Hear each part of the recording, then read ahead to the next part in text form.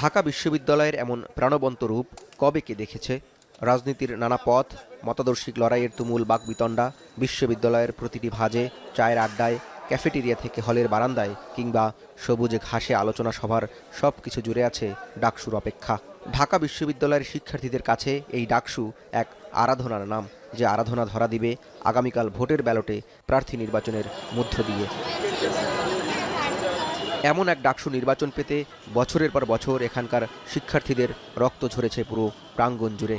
অপেক্ষা করতে হয়েছে একটি রক্তাক্ত গণ অভ্যুত্থানের। কাল সকাল ৮টা থেকে বিকাল ৪টা পর্যন্ত প্রায় ৪০,০০০ ভোটার কেন্দ্রীয় সংসদে ২৮টি ও হল সংসদে ১৩টি পদে মোট ৪১টি ভোট প্রয়োগ করার মধ্য দিয়ে বিশ্ববিদ্যালয়ের ভবিষ্যৎ নেতা নির্বাচন করবেন। নির্বাচনে যারা প্রতিদ্বন্দ্বিতা করছেন, সুষ্ঠু ডাকসু নিয়ে প্রশ্নচিহ্ন থাকলেও তাদের প্রত্যাশা নিরপেক্ষ ডাকসুর। নির্বাচন আমরা আশা করছি সুষ্ঠু